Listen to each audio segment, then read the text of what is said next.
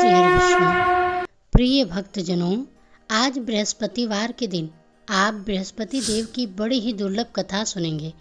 इस कथा को सुनने से भक्तों की सभी मनोकामनाएं भगवान बृहस्पति देव की कृपा से पूर्ण हो जाती है।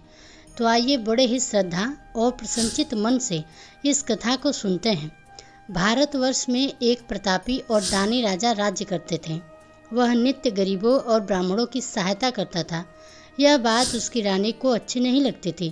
वह न व्रत करती, न ही गरीबों को दान देती थी और न ही भगवान का पूजन करती थी, और राजा को भी दान देने से मना किया करती थी। एक दिन राजा शिकार खेलने वन को चले गए तो रानी महल में अकेली थी। उसी समय बृहस्पति देव साधु वेश में राजा के महल में भिक्षा लेने के लिए गए और भिक्षा मांगी तो रानी ने भिक्षा देने से इनकार कर दिया और कहा कि हे साधु महाराज, मैं तो दान पुण्य से तंग आ गई हूँ। मेरा पति सारा धन लुटाते रहते हैं। मेरी इच्छा है कि हमारा धन नष्ट हो जाए, फिर ना रहेगा बाज, ना बजेगी बांसुरी। साधु ने कहा, हे देवी, तुम तो बड़ी विचित्र हो। धन संतान तो सभी चाहते हैं, पुत्र और लक्ष्मी तो पापी के घर में भी होने चाहिए। ये तुम्हारे पास धन अधिक है तो तुम भूखे को भोजन दो, प्यासों के लिए प्याऊ बनवाओ, मुसाफिरों के लिए धर्मशालाएं खुलवाओ। जो निर्धन अपनी कुंवारी कन्याओं का विवाह नहीं कर सकते हैं, उनका विवाह करा दो। ऐसे और भी कोई काम है जिनके करने से तुम्हारा यश लोक और परलोक में फैलेगा। परंतु रानी पर इस उपदेश का कोई भी प्रभाव नहीं पड़ा। वह बोली, महाराज, आप मुझे कुछ ना समझाइए। मैं ऐसा धन नहीं चाहती जो हर जगह बांटती फिरूं। साधु ने उत्तर दिया, यदि तुम्हारी ऐसी ही इच्छा है तो तथास्तु। तुम ऐसा ही करना कि बृहस्पतिवार को घर लीपकर पीली मिट्टी से अपना सिर धोकर स्नान करना, भट्टी चढ़ाकर कपड़े धोना। ऐसा करने से आपका सारा धन नष्ट हो जाएगा। इतना कहकर वह साधु महाराज वहां से अंतर्ध्यान हो गए और साधु के कहे के अनुसार केवल 3 ही बृहस्पतिवार कार्य करते हुए बीते थे कि उनके समस्त धन संपत्ति नष्ट हो गई। भोजन के लिए राजा का परिवार हर समय तरसने लगा। तब एक दिन राजा ने रानी से बोला कि हे रानी, तुम यहीं रहो, मैं दूसरे देश को जाता हूँ, क्योंकि यहाँ पर सभी लोग मुझे जानते हैं, इसलिए मैं यहाँ कोई छोटा कार्य नहीं कर सकता। ऐसा कहकर राजा परदेश को चला गया। वहाँ वह जंगल से लकड़ी काट कर लाता और शहर में बेचता। इस तरह वह अपना जीवन व्यतीत करने लगा। इधर राजा के परदेश जाते ही रानी और दासी दुखी रहने लगी। एक बार जब रानी और दासी को 7 दिन बिना भोजन के रहना पड़ा तो रानी ने अपने दासी से कहा कि हे दासी, पास ही के नगर में मेरी बहन रहती है, वह बड़ी धनवान है। तू उसके पास जा और कुछ लेकर आ, ताकि कुछ समय के लिए हमारा गुजारा बसर हो सके। रानी दासी की बहन के पास गई। उस दिन गुरुवार का दिन था और रानी की बहन उस समय बृहस्पतिवार व्रत की कथा सुन रही थी। दासी ने रानी की बहन को अपनी रानी का संदेश दिया, लेकिन रानी की बड़ी बहन ने कोई उत्तर नहीं दिया। जब दासी को रानी की बहन से कोई उत्तर नहीं मिला तो वह बहुत ही दुखी हुई और उसे क्रोध भी आया। दासी ने वापस आकर रानी को सारी बात बता दी। सुनकर रानी ने अपने भाग्य को कोसा। उधर रानी की बहन ने सोचा कि मेरी बहन की दासी आई थी, परंतु मैं उससे नहीं बोली, इससे वह बहुत दुखी हुई होगी। कथा सुनकर और पूजन समाप्त करके वह अपनी बहन के घर आई और कहने लगी कि हे बहन, मैं बृहस्पतिवार का व्रत कर रही थी।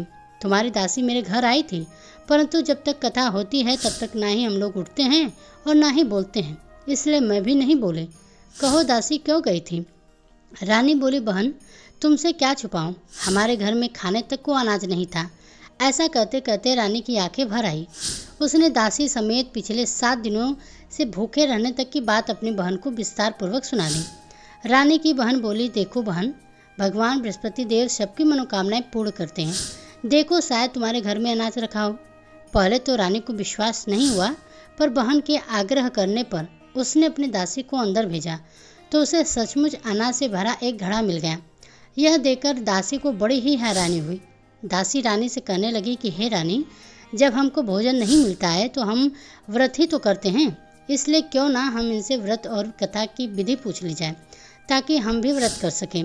तब रानी ने अपनी बहन से बृहस्पतिवार व्रत के बारे में पूछा।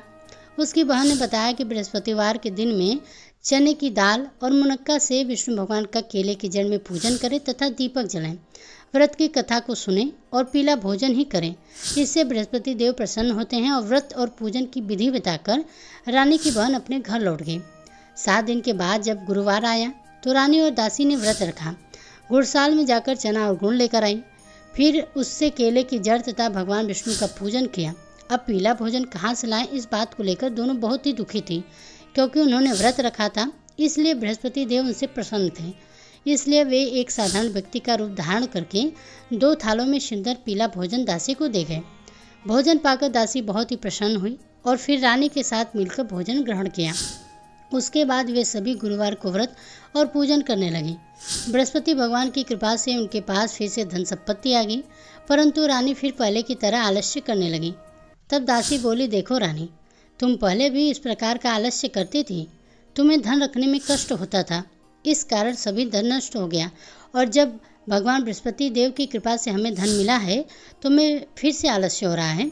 रानी को समझाते हुए दासी कहती है कि बड़ी मुसीबतों के बाद हमने यह धन पाया है, इसलिए हमें दान पुण्य करना चाहिए, भूखे मनुष्यों को भोजन कराना चाहिए, धन को शुभ कार्यों में खर्च करना चाहिए, जिससे कि तुम्हारे कुल का यश बढ़े, स्वर्ग की प्राप्ति होगी और पितृ प्रसन्न होंगे।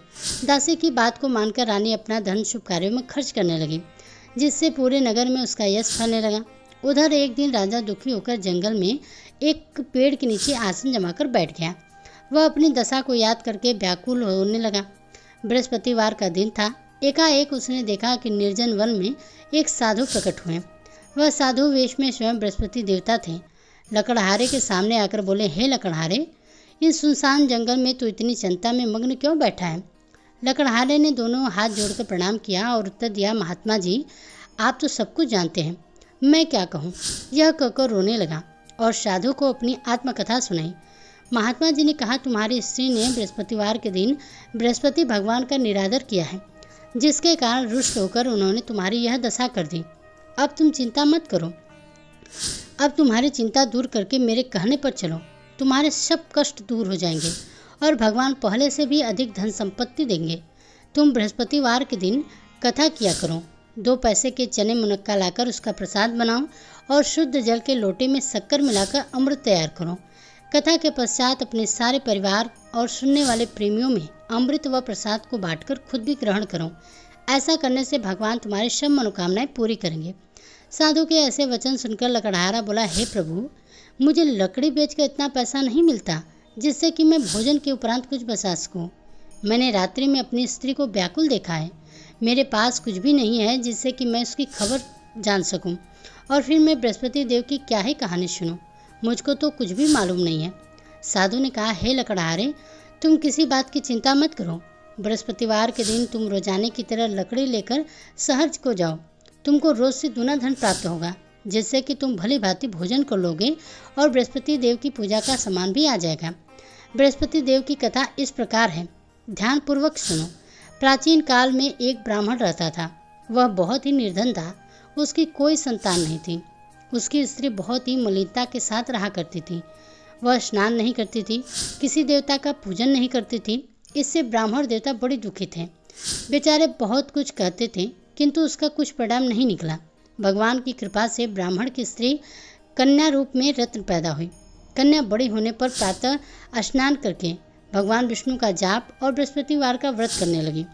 अपने पूजन पाठ को समाप्त करके विद्यालय जाती तो अपनी मुट्ठी में जौ भर कर ले जाती और पाठशाला के मार्ग में डालती जाती। तब यह जौ सड़ के हो जाते और लौटते समय उनको बीन कर वे घर ले जाती। एक दिन वह बालिका सूप में सोने की जौ को फटक कर साफ कर रही थी कि उसके पिता ने देख लिया और कहा, हे बेटी, सोने के जौ को साफ करने के लिए सोने का सूप होना चाहिए। दूसरे दिन बृहस्पतिवार था। इस कन्या ने व्रत रखा और बृहस्पति देव से प्रार्थना करके कहा कि मैंने आपकी पूजा अगर सच्चे मन से की है तो मेरे लिए सोने का सूप दे दो। बृहस्पति देव ने उसकी प्रार्थना स्वीकार कर ली। रोजाना की तरह जब वह कन्या जौ फैलाती हुई जाने लगी, जब लौटकर जौ बीन रही थी तो उसे बृहस्पति देव की कृपा से सोने का सूप पड़ा हुआ मिला। उसे वह घर लेकर आई और उसमें जौ को साफ करने लगी, परंतु उसकी माँ का वही ढंग रहा। एक दिन की बात है, जब वह कन्या सोने के सूप में जौ को साफ कर रही थी, उस समय उस शहर का राजपुत्र वहां से होकर निकला। इस कन्या के रूप और कार्य को देखकर मोहित हो गया। घर आकर भोजन और जल को त्याग कर उदास होकर लेट गया। राजा को इस बात का जब पता लगा तो अपने प्रधानमंत्री के साथ उसके पास गए और बोले, बेटा, तुम्हें किस बात का कष्ट है? किसी ने तुम्हारा अपमान किया है अथवा और कोई कारण हो सो कहो, मैं वही कार्य करूंगा जिससे तुम्हें प्रसन्नता हो। अपने पिता की राजकुमार ने बातें सुनी तो वह बोला, मुझे आपकी कृपा से किसी भी बात का कोई दुख नहीं है। किसी ने मेरा कोई अपमान नहीं किया है, परंतु मैं उस लड़की से विवाह करना चाहता हूँ जो सोने के सूप में जौ को साफ कर रही थी। यह सुनकर राजा आश्चर्य में पड़ गया और बोला, बेटा, इस तरह की कन्या का पता तुम ही लगाओ, मैं उसके साथ तुम्हारा विवाह अवश्य करा दूंगा। राजकुमार ने उस लड़की के घर का पता लगाया। तब मंत्री उस लड़की के घर गए और ब्राह्मण देवता को सभी हाल बताया। ब्राह्मण देवता राजकुमार के साथ अपनी कन्या का विवाह करने के लिए तैयार हो गए तथा विधि विधान के अनुसार ब्राह्मण की कन्या का विवाह राजकुमार के साथ हो गया। कन्या के घर जाते ही पहले की भांति उस ब्राह्मण देवता के घर में गरीबी का निवास हो गया। अब भोजन के लिए भी अन्न बड़ी मुश्किल से मिलता। एक दिन दुखी होकर ब्राह्मण देवता अपनी पुत्री के पास गए। बेटी ने पिता की दुखी अवस्था को देखकर और अपनी माँ का हाल पूछा। तब ब्राह्मण ने भी सभी हाल कहा। कन्या ने बहुत सा धन देकर अपने पिता को विदा कर दिया। इस तरह ब्राह्मण का कुछ समय सुखपूर्वक व्यतीत हुआ। कुछ दिन के बाद फिर वही हाल हो गया। ब्राह्मण फिर अपनी कन्या के यहाँ गया और सारा हाल कहा तो लड़की बोली, हे पिताजी, आप माता जी को यहाँ ले आओ, मैं उन्हें विधि बता दूंगी जिससे कि उनकी गरीबी दूर हो जाएगी। वह ब्राह्मण देवता अपनी स्त्री को साथ लेकर पहुँचे तो अपनी माँ को समझाने लगी कि हे माँ, तुम प्रातःकाल प्रथम स्नान आदि करके विष्णु भगवान का पूजन करो तो सब दुख दरिद्रता दूर हो जाएगी। उसकी माँ ने एक भी बात नहीं मानी और प्रातःकाल उठकर अपने पुत्री के बच्चों का जूठन खा लिया। इससे उसकी पुत्री को और भी ज़्यादा गुस्सा आया। उसने एक रात को एक कोठरी में सारा सामान निकाल दिया और अपनी माँ को उसमें बंद कर दिया। प्रातःकाल उसमें से उसे निकाला तो स्नान आदि करा के पूजा पाठ करवाया तो उसकी माँ की बुद्धि ठीक हो गई। इसके बाद वह नियम से पूजा पाठ करती और प्रत्येक बृहस्पतिवार को व्रत रखने लगी। इस व्रत के प्रभाव से उसकी माता और पिता बहुत ही धनवान और पुत्रवान हो गए और बृहस्पति देवता के प्रभाव से इस लोक में सुख को भोग कर अंत में सुख को स्वर्ग लोक को प्राप्त हुए। इस तरह कहानी कहकर साधु देवता वहाँ से अंतर्ध्यान हो गए। धीरे धीरे समय व्यतीत होने लगा। फिर वही बृहस्पतिवार का दिन आया। लकड़हारा जंगल से लेकर लकड़ी काटकर किसी तरह शहर में बेचने गया। उसे उस दिन और दिन से अधिक पैसा मिला। राजा ने चढ़ा गुण आदि लाकर गुरुवार का व्रत किया। उस दिन से उसके सभी क्लेश दूर हो गए, परंतु जब दोबारा गुरुवार का दिन आया तो बृहस्पतिवार का व्रत करना भूल गया। इस कारण बृहस्पति भगवान नाराज हो गए। उस दिन उस नगर के राजा ने विशाल यज्ञ का आयोजन किया था तथा शहर में यह घोषणा करा दी कि कोई भी मनुष्य अपने घर में भोजन ना बनाए और ना ही आग जलाए। समस्त जनता को मेरे यहाँ भोजन करने आए। इस आज्ञा को जो ना मानेगा उसे फांसी की सजा दी जाएगी। इस तरह की घोषणा संपूर्ण नगर में करवा दी गई। राजा के आज्ञा अनुसार शहर के सभी लोग भोजन करने गए, लेकिन लकड़हारा कुछ देर से पहुंचा, इसलिए राजा उसको अपने साथ घर लेकर गए और ले जाकर भोजन करा रहे थे तो रानी की दृष्टि उस खूंटी पर पड़ी जिस पर उनका हार टंगा हुआ था। वह वहाँ पर दिखाई नहीं दिया। रानी ने आश्चर्य किया कि मेरा हार इस मनुष्य ने चुरा दिया। उसी समय सिपाहियों को बुलाकर उसको कारागार में डलवा दिया गया। जब लकड़हारा कारागार में पड़ गया और बहुत दुखी होकर विचार करने लगा कि न जाने कौन से पूर्व जन्म कर्म से मुझे यह दुख प्राप्त हुआ, और उसी साधु को याद करने लगा जो कि जंगल में उसे मिला था। उसी समय तत्काल बृहस्पति देव साधु के रूप में प्रकट हुए और उसकी दशा को देखकर कहने लगे, अरे मूर्ख, तूने बृहस्पति देव की कथा नहीं करी, इस कारण तुझे दुख प्राप्त हुआ है। अब चिंता मत कर, बृहस्पतिवार के दिन कारागार के दरवाजे पर 4 पैसे पड़े मिलेंगे, उनसे तू बृहस्पति देव की पूजा करना, तेरे सभी कष्ट दूर हो जाएंगे। बृहस्पतिवार के दिन उसे 4 पैसे मिले। लकड़हारे ने कथा कही। उसी रात्रि को बृहस्पति देव ने उस नगर के राजा को स्वप्न में कहा, हे राजा, तूने जिस आदमी को कारागार में बंद किया है वह निर्दोष है, वह राजा है, उसे छोड़ देना। रानी का हार उसी खूंटी पर लटका है, अगर तू ऐसा नहीं करेगा तो मैं तेरे राज्य को नष्ट कर दूंगा। इस तरह रात्रि के स्वप्न को देखकर राजा प्रातःकाल उठा और खूंटी पर हार देकर लकड़हारे को बुलाकर क्षमा मांगी और लकड़हारे को योग्य सुंदर वस्त्र आभूषण देकर विदा कर दिया। बृहस्पति देव की आज्ञा के अनुसार लकड़हारा अपने नगर को चल दिया। राजा जब अपने नगर के निकट पहुंचा तो उसे बड़ा ही आश्चर्य हुआ। नगर में पहले से अधिक बाग, तालाब, कुएं और बहुत सी धर्मशालाएं, मंदिर आदि बन गई थी। राजा ने पूछा, यह किसका बाग और धर्मशाला है? तब नगर के सब लोग कहने लगे, यह सब रानी और दासी के हैं। राजा को आश्चर्य हुआ और गुस्सा भी आया। जब रानी ने यह खबर सुनी कि राजा आ रहे हैं तो उन्होंने दासी से कहा कि हे दासी, देख, राजा हमको कितनी बुरी हालत में छोड़ गए थे। हमारी ऐसी हालत देखकर कहीं वह लौट न जाए, इसलिए तू दरवाजे पर खड़ी हो जा और आज्ञा के अनुसार दासी दरवाजे पर खड़ी हो गई। राजा आए तो उन्हें अपने साथ लेकर आई। तब राजा ने क्रोध करके अपनी रानी से पूछा कि यह धन तुम्हें कैसे प्राप्त हुआ। तब उन्होंने कहा कि हमें यह सब धन बृहस्पति देव के व्रत के प्रभाव से प्राप्त हुआ है। राजा ने निश्चय किया कि 7 रोज बाद तो सभी बृहस्पति देव का पूजन करते हैं, परंतु मैं प्रतिदिन दिन में 3 बार कहानी और रोज व्रत किया करूँगा। अब हर समय राजा के दुपट्टे में चने की दाल बंधी रहती थी और दिन में 3 बार कहानी करते। एक रोज राजा को विचार आया कि चलो अपने बहन के यहाँ हो आवें। इस तरह निश्चय करके राजा घोड़े पर सवार होकर अपनी बहन के यहाँ चलने लगा। मार्ग में उसने देखा कि कुछ आदमी एक मुर्दे को लिए जा रहे हैं। उन्हें रोककर राजा कहने लगा कि अरे भाइयों, मेरे बृहस्पति देव की कथा सुन लो। वे बोले, लो, हमारा आदमी मर गया है, इसको अपनी कथा की पड़ी है। परंतु कुछ आदमी बोले, अच्छा कहो, हम तुम्हारी कथा भी सुनेंगे। राजा ने दाल निकाली और जब कथा आधी हुई तो मुर्दा हिलने लगा और जब कथा समाप्त हो गई तो राम राम करके मनुष्य उठकर खड़ा हो गया।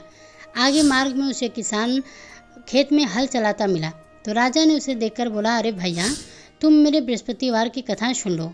किसान बोला, जब तक मैं तेरी कथा सुनूंगा तब तक 4 हया जोत लूँगा, अपनी कथा किसी और को सुनाना। इस तरह राजा आगे चलने लगा। राजा के हटते ही बैल पछाड़ मारकर गिर गया और किसान के पेट में बड़ी जोरों का दर्द होने लगा। उस समय उसकी माँ रोटी लेकर आई और उसने जब यह देखा तो अपने पुत्र से सब हाल पूछा और बेटे ने सभी हाल कह दिया। तो बुढ़िया दौड़ी दौड़ी उस घुड़सवार के पास गई और उससे बोली कि मैं तेरी कथा सुनूंगी, तू अपनी कथा मेरे खेत पर चलकर कहना। राजा ने बुढ़िया के खेत पर जाकर कथा कही, जिसके सुनते ही वह बैल उठकर खड़े हो गए तथा किसान के पेट का दर्द भी बंद हो गया। राजा अपनी बहन के घर पहुंचा। बहन ने भाई की खूब मेहमानी की। दूसरे रोज प्रातःकाल राजा जगा तो वह देखने लगा कि सब लोग भोजन कर रहे हैं। राजा ने अपनी बहन से कहा, ऐसा कोई मनुष्य है जिसने भोजन न किया हो, मेरे बृहस्पतिवार की कथा सुन ले। बहन बोली, हे भैया, यह देश ऐसा है कि पहले यहाँ लोग भोजन करते हैं, बाद में कोई अन्य कार्य करते हैं। अगर पड़ोस में कोई हो तो मैं देख कर आऊँ। वह ऐसा कहकर देखने चली गई, परंतु उसे कोई ऐसा व्यक्ति नहीं मिला जिसने भोजन न किया हो। अतः वह एक कुम्हार के घर आई जिसका लड़का बीमार था। उसे मालूम हुआ कि उनके यहाँ 3 रोज से किसी ने भोजन नहीं किया है। रानी ने अपने भाई की कथा सुनने के लिए कुम्हार से कहा। वह तैयार हो गया। राजा ने जाकर बृहस्पतिवार की कथा कही, जिसको सुनकर उसका लड़का ठीक हो गया। अब तो राजा की प्रशंसा होने लगी। एक रोज राजा ने अपनी बहन से कहा कि हे बहन, अब हम अपने घर को जाएंगे, तुम भी तैयार हो जाओ। राजा की बहन ने अपनी सास से कहा तो सास ने कहा कि जा चली जा, परंतु अपने लड़कों को साथ मत ले जाना, क्योंकि तेरे भाई की कोई औलाद नहीं है। बहन ने अपने भैया से कहा कि भैया, मैं तो चलूँगी, पर कोई बालक नहीं चलेगा। तो राजा बोला, जब कोई बालक नहीं चलेगा तो तुम क्या करोगी। बड़े दुखी मन से राजा अपने नगर को लौट आया। राजा ने अपनी रानी से कहा, हे रानी, हम निसंतान हैं, इसलिए हमारे घर कोई आना पसंद नहीं करता है। तब रानी बोली, हे प्रभु, बृहस्पति देव ने हमें सब कुछ दिया है, वह हमें औलाद भी अवश्य देंगे। उसी रात को बृहस्पति देव ने राजा के स्वप्न में आकर कहा, हे राजा, उठो, सभी सोच को त्याग दो, तेरी रानी गर्भ से है। राजा को जब यह बात सुनकर बड़ी ही खुशी हुई। 9वें के महीने में उसने गर्भ से एक सुंदर पुत्र पैदा हुआ। तब राजा बोला, हे रानी, स्त्री बिना भोजन के रह सकती है, बिना कहे नहीं रह सकती है। जब मेरी बहन आएगी तुम मुझसे कुछ मत कहना। रानी ने सुनकर हाँ कर दिया। जब राजा की बहन ने यह शुभ समाचार सुना तो वह बड़ी ही खुश हुई और बधाई लेकर अपने भाई के घर आई। तभी रानी ने घोड़ा चढ़कर तो नहीं आई है, गधा चढ़कर आई है। राजा की बहन बोली, भाभी, मैं इस प्रकार से ना करती तो तुम्हें औलाद कैसे मिलती। बृहस्पति देव ऐसे ही हैं, जैसे जिनके मन में कामनाएं हैं सभी को पूर्ण करते हैं। जो सद्भावना पूर्वक बृहस्पतिवार का व्रत करता है एवं कथा पढ़ता है या सुनता है, दूसरों को सुनाता है, बृहस्पति देव उनकी सभी मनोकामनाएं पूर्ण करते हैं। बृहस्पति देव उनकी सदैव रक्षा करते हैं। जो संसार में सद्भावना और सच्चे हृदय से बृहस्पति देव का पूजन करते हैं, उनकी सभी मनोकामनाएं उसी प्रकार पूर्ण होती है जैसे कि राजा और रानी ने बृहस्पति देव की कथा का गुणगान किया था। उनकी सभी इच्छाएं बृहस्पति देव ने पूर्ण की थी। मनुष्य को हृदय से उनका नमन करते हुए जयकारा करना चाहिए। प्रेम से बोलिए, बृहस्पति देव की जय, विष्णु भगवान की जय, समस्त देवी देवताओं की जय। अब आप बृहस्पति देव की आरती श्रवण कीजिए। ओम जय बृहस्पति देवा, स्वामी जय बृहस्पति देवा, छिन छिनी भोग लगाऊं कदली फल मेवा। ओम जय बृहस्पति देवा, तुम पूरन परमात्मा, तुम अंतर्यामी। जगत पिता जगदीश्वर, तुम सबके स्वामी। ओम जय बृहस्पति देवा, चरणामृत निज निर्मल, सब पातक हरता। सकल मनोरथ दायक, कृपा करो भरता। ओम जय बृहस्पति देवा, तन मन धन अर्पण कर, जो जन शरण पड़े। प्रभु प्रगट तब होकर, आकर द्वार खड़े। ओम जय बृहस्पति देवा, दीन दयाल दयानिधि, भक्तन हितकारी।